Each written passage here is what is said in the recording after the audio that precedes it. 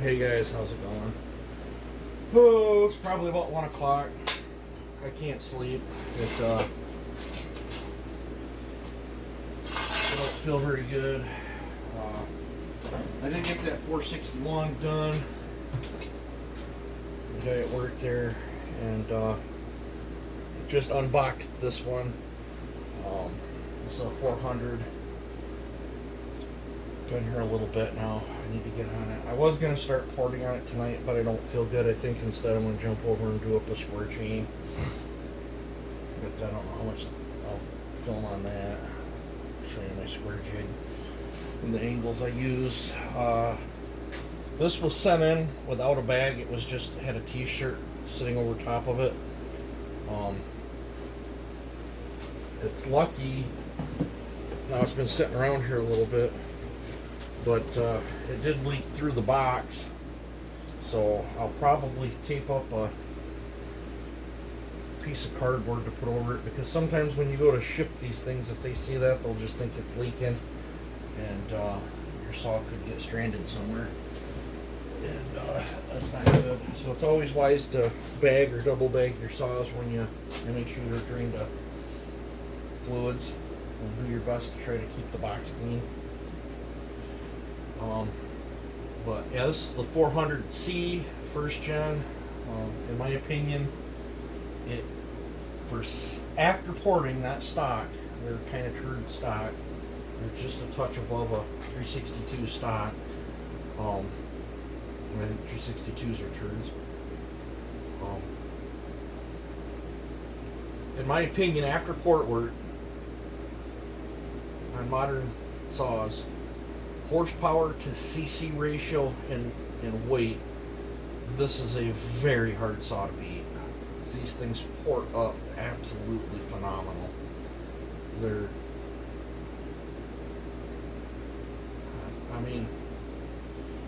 I've got two of them. One's being loaned out. I'll probably get that back tomorrow.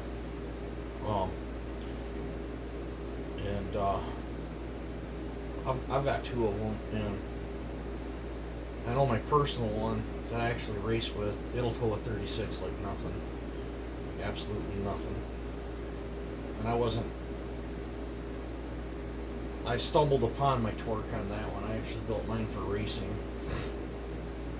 But this is going to be a spicy. It's going to get my most modern work build in it. My work builds, I don't do any piston work. Two on these. And I won't do a race build on this model saw. Simple fact is, my 400's pretty lethal. I would not want to have to race my 400. That's why I'm trying so hard to get, and I can't run it at Sawfest unless I run it in 5Q. But my 400 beats up a lot of 5Qers. But yeah, I've been asked several times. I haven't been able to get my hands on a 400.1. I want one so I can try things out on it. And I will be getting a 564 someday, but the quality control seems to be real hit and miss on them from what I'm seeing, so I'm gonna wait a little bit. I'm in no rush to go out and get one, but honestly, that new 300 that Steele's got out, I'd like to get my hands on one of them too, just for my own personal amusement. I am doing a horse trade. I ain't opened up the box yet, but I did do a horse trade with another gentleman that I've done some other bartering with. And I do have a brand new 362 that's got screws. It's a brand new saw. It's never been ran. And I'm going to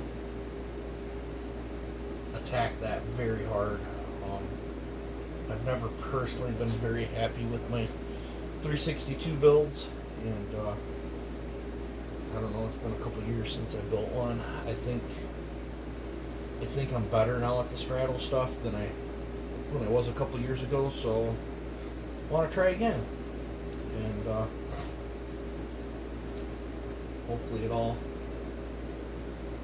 turns out good. It is I think it's one of the COVID-19 ones there where they couldn't get the chips in to do the electronics, because I asked the gentleman if it had the screw-on filter like what the 400 does, and I believe he said it did. I know the other ones I've ported in the past were like a two-part weird, almost like a 361 filter or whatever, and I had mixed results with them. I think one of them was like 6.5 horse, but those were also on pre-ported cylinders that I salvaged, so I don't know. I want to try different stuff.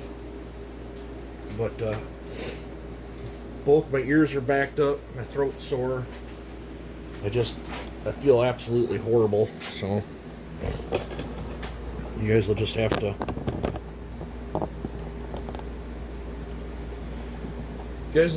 live with me. I honestly can't even tell how loud I'm talking right now. That makes any sense. Turn all my lights on here. Get my safety glasses on. My vision's all screwed up. With my glasses on, I can't make nothing out up close. This is the 40050 gauge. I have a 45. I think he offers a 50, and he is working on a 35. I don't know if the 35 will be available to the public. I kind of reached out to him to see if he would build a 35. I want to try to do some race chain. This is a brand new, out of the box. All I did was rinse it off with some brake cleaner. EXL Oregon 3/8. My buddy wanted me to slap a square grain on it, so let's see here. I am 10 degrees that way, and I'm 10 degrees this way with my 40, so I don't know actually what the settings are. And I think I'm still set up for this one. I sharpened my EXL. I sharpened this up the other day, and then I did my EXL, and had to go back into this tooth quite a bit because this chain hit something. So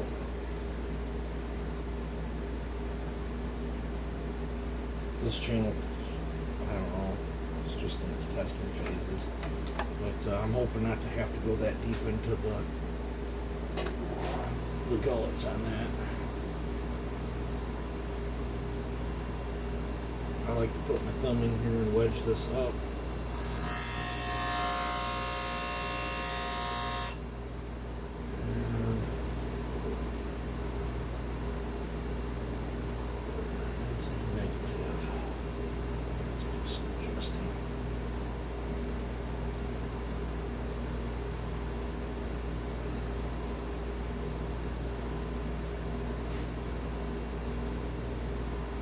Something I think would be cool is if I could loosen this and have an actual thumb screw for super duper fine tune adjustments. But on this new chain, once I get the first tooth done,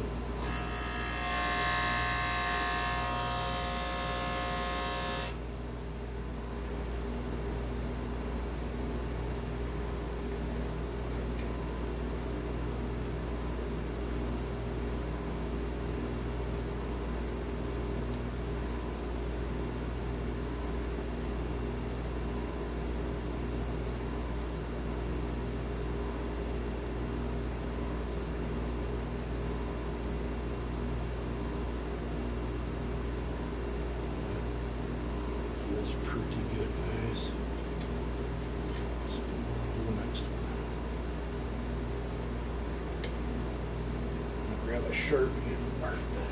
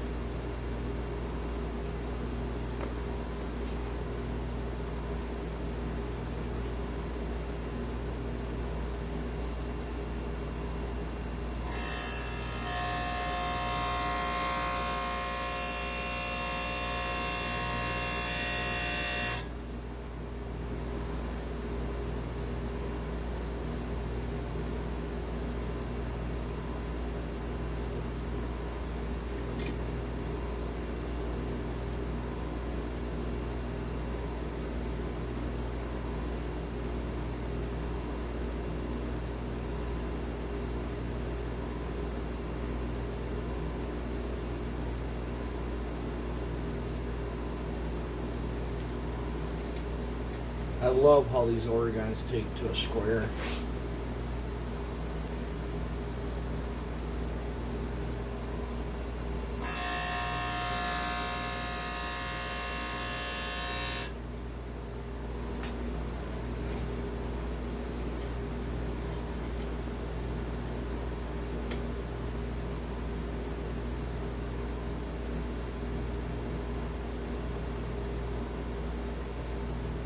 I still feel a little bit of oil on that.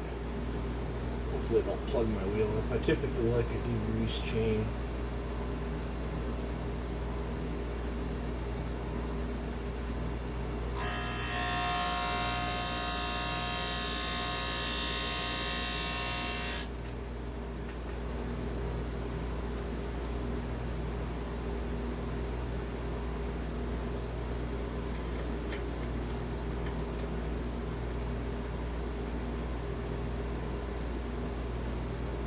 If you're patient, you can get very, very, very good results with this. I prefer the CBN wheel.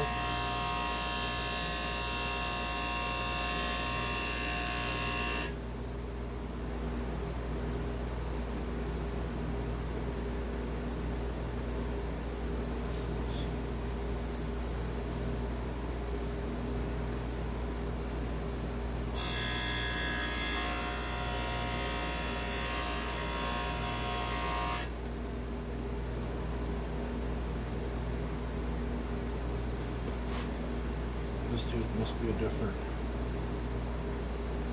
length.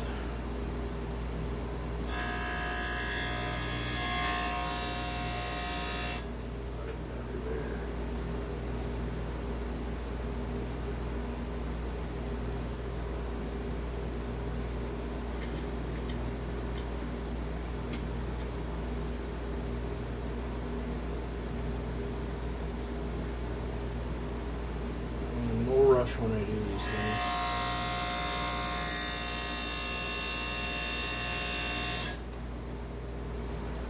That tooth was longer than that one.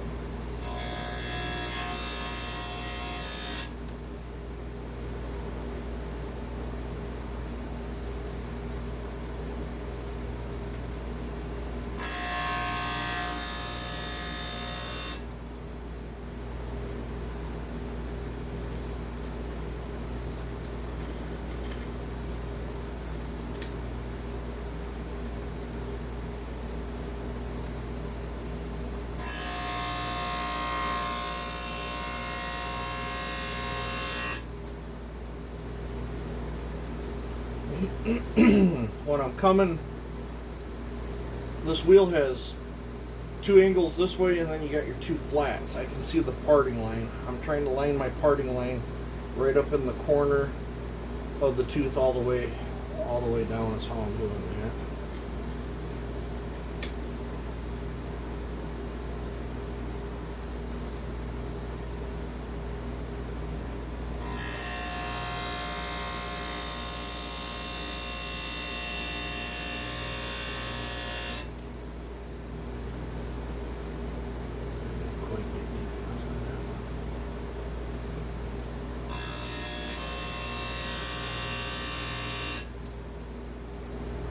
too deep, then you get a eagle beak.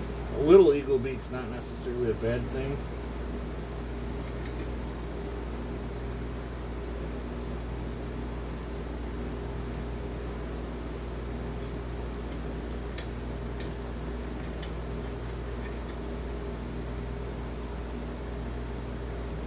I wouldn't be able to hold that tooth like that if I was rocking a normal wheel.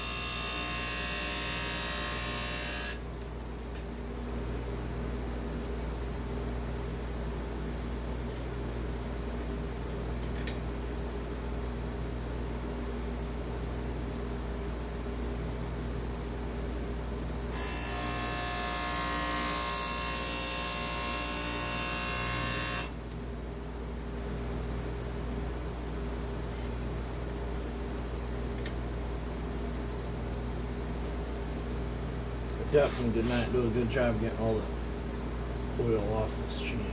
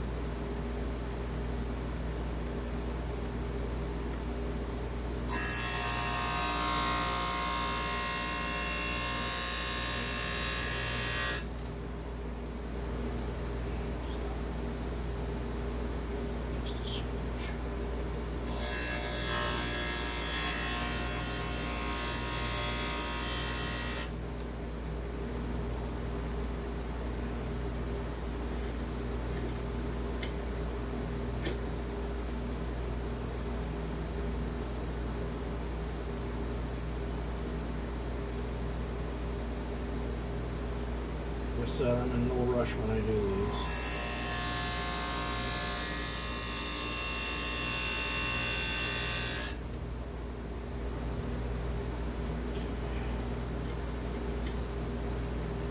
That should be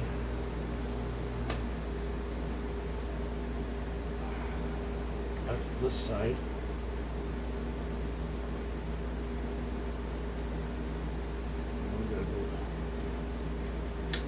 This way.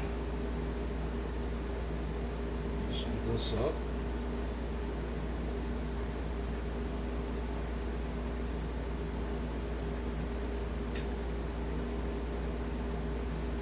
I think that's about 10 degrees this way.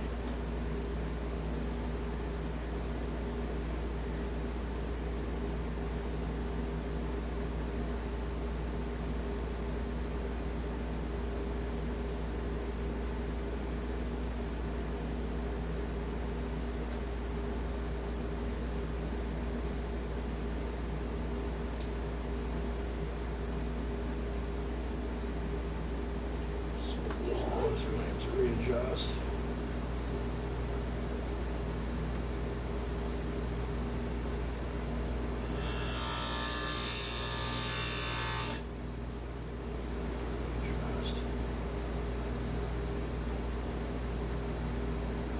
A little bit goes a long ways.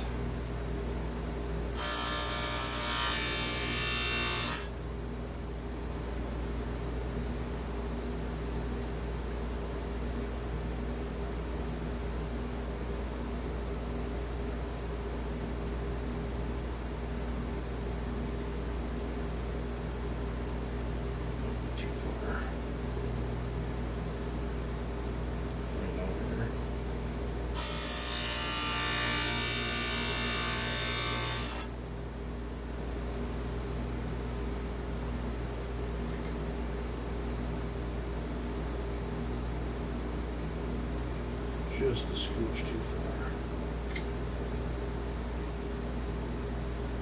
A little more.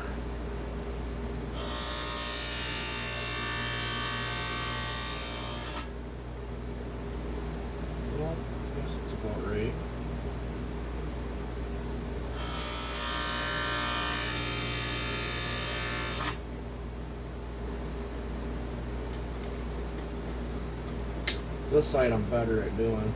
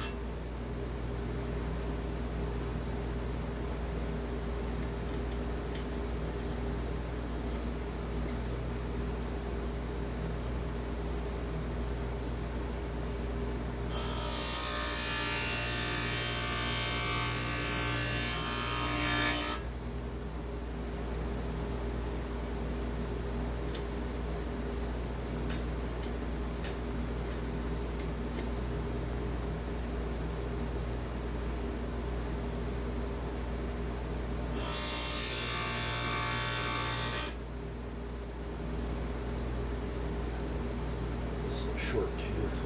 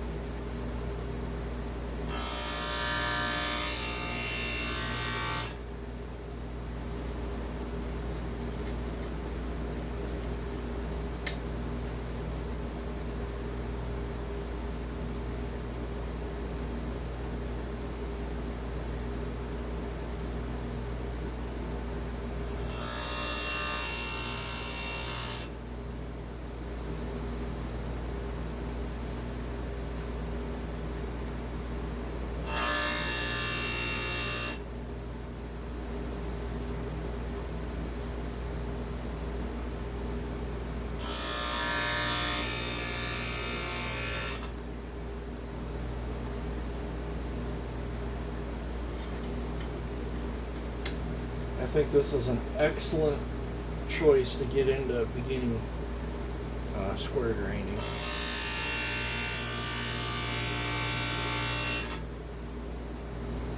I'm pretty rusty on this machine. I don't think I've done 15 chains on it total yet. I've had good results.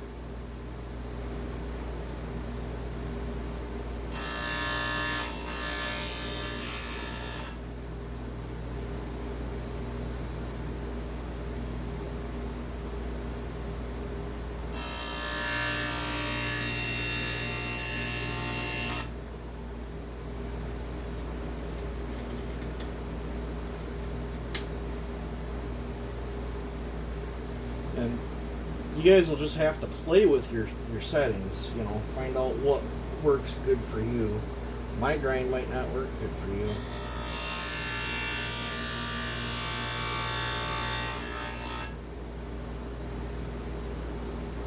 You might come up with your own grind and be like, ooh.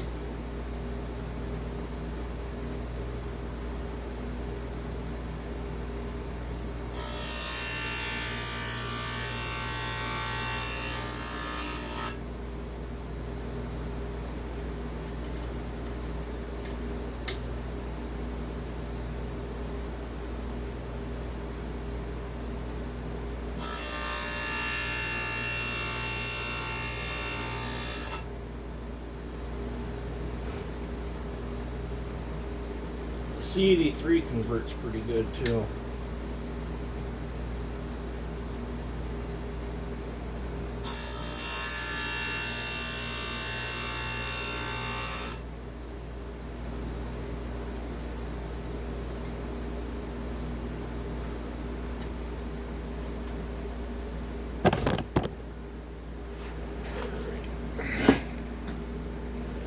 See if I can.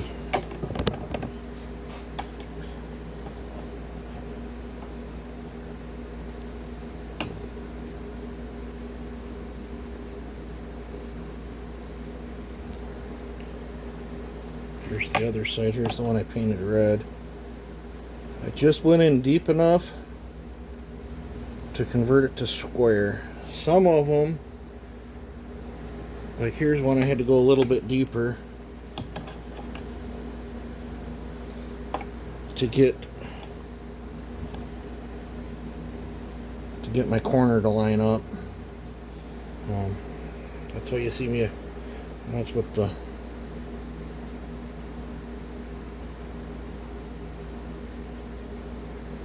Tomorrow we'll throw it on something. I'll take a couple test cuts with it, and then I can call my buddy and he can pick his chain up. Yeah, that's how I convert an EXL to square grain, the square jig. I gotta figure out what I did with this box.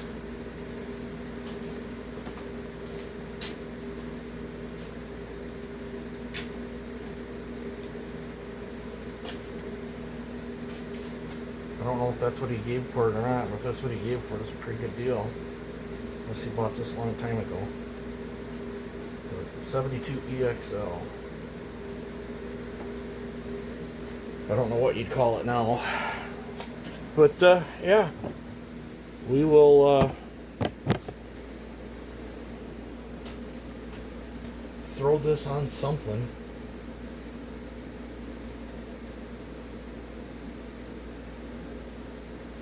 Sure feels nice.